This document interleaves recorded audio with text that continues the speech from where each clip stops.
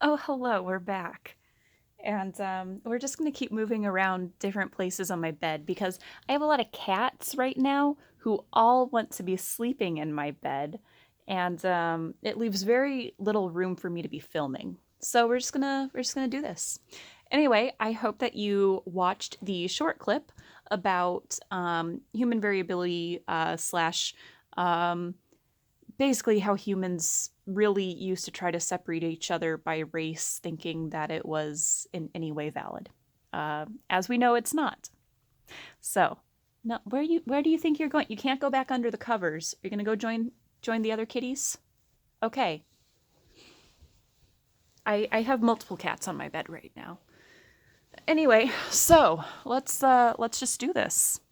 This is just going to be like hangout time, except for it's class, but whatever. We are on slide 6, sociocultural groups. And, as I mentioned before, we like to have our groups. Groups in general help us to know what categories we belong to. They are adaptive for allowing us to survive. And we have adapted to utilize these groups. So when it says, human minds are wired to categorize and rank and judge others, it's because we developed these skills over time as an adaptive quality. So, that's why we notice these differences very easily. And it's also why these differences really have an effect on us when something goes wrong. So we're going to talk a little bit about that. In slide 7, you will see, hello camera, find me. You will see breaking up and social rejection. Chances are you have all gone through the experience of either a breakup, whether that was romantic or with a friend. And they're very difficult, whether that is, a romantic breakup or with a friend, both cause an amazing amount of distress. And it isn't just something that is emotional. Though, as we discussed in our last chapter on emotions, that emotions are very physiological, they're very real, they're very much a part of who we are as humans. But we can see what happens during the breaks in social bonds and things like social rejection. We can see very viscerally what happens to people on a neurological level. So, for instance, we see effects in the anterior cingulate cortex, so the ACC, as well as the dorsal anterior cingulate cortex. By no coincidence, these are also areas of the brain that are associated with pain. So, during social rejection, we end up seeing an activation in the same areas as with physical pain in the dorsal ACC. And it's thought that this could be a primitive alarm system that alerts us that something is going wrong.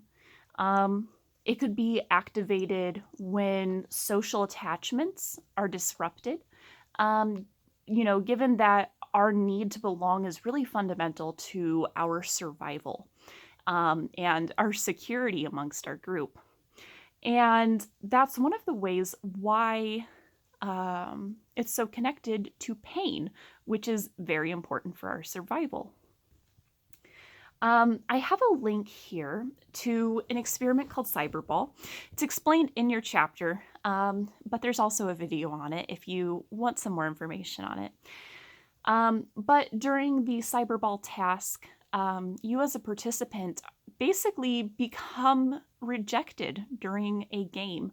And we can see what happens when this task is performed during MRI, fMRI, functional MRI. And we can see how the dorsal ACC and the right ventral prefrontal cortex become activated.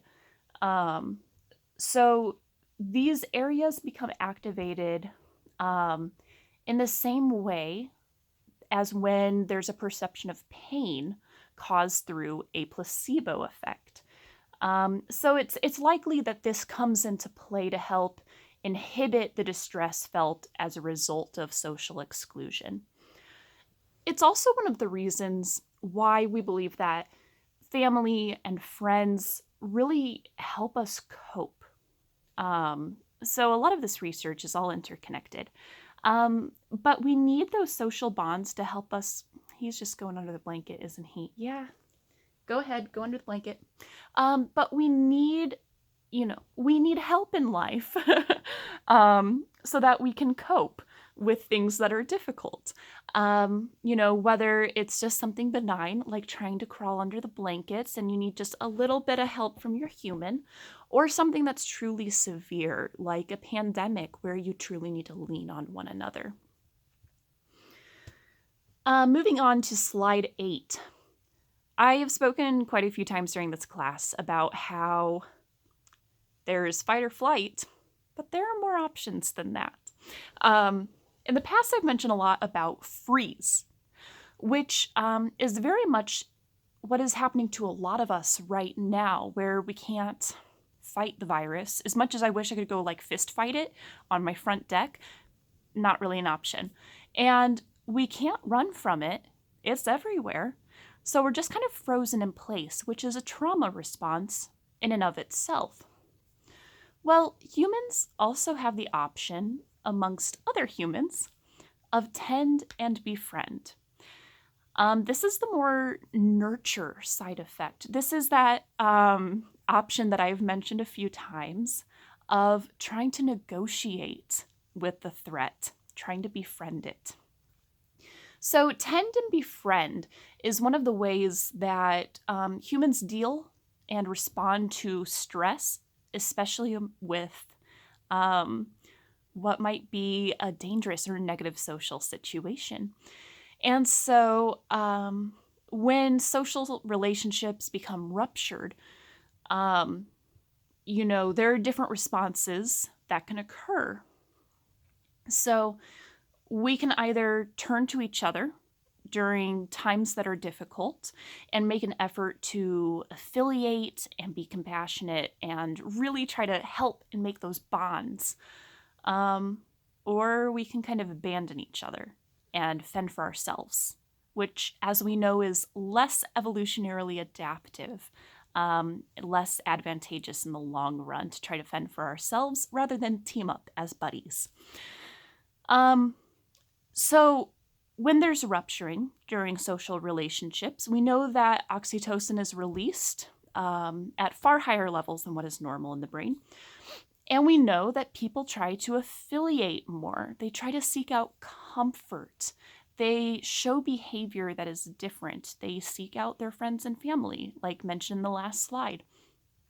And if those bonds become repaired or new bonds are put in place to make them safer again, then it's reinforced with more oxytocin, dopamine. Your brain gets a little high from it. And it's that reinforced behavior that helps us to keep on affiliating with one another.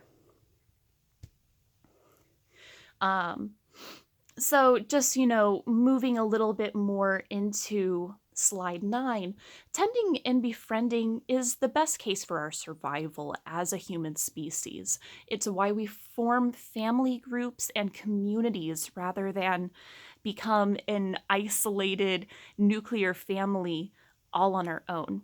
You can think of the example of the Russian family who went out into Siberia as 4 people and lived there for 70 years. And there's a single woman left. Her name is Agafia.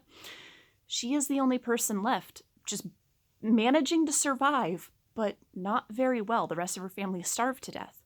Whereas if an entire community goes out into the wilderness together, they have much higher odds of survival because of the teamwork that they can do.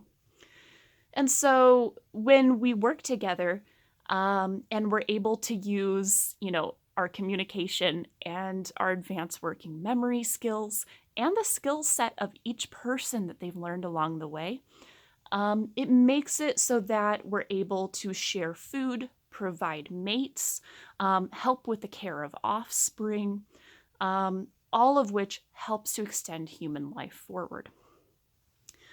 And as I mentioned before, people can also have groups of about 150 people and relationships stored in their long-term memory, which is a relatively large group to keep in mind. And so there's actually a ratio here for cortex size.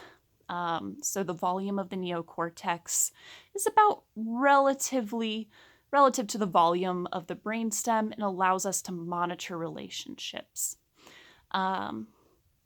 And then we keep up those relationships, usually with language and keeping up behaviors of affiliation. So we don't have to do things like constant grooming, which chimpanzees do to keep up their relationships. Anyway, the next video, we will come back on slide 10.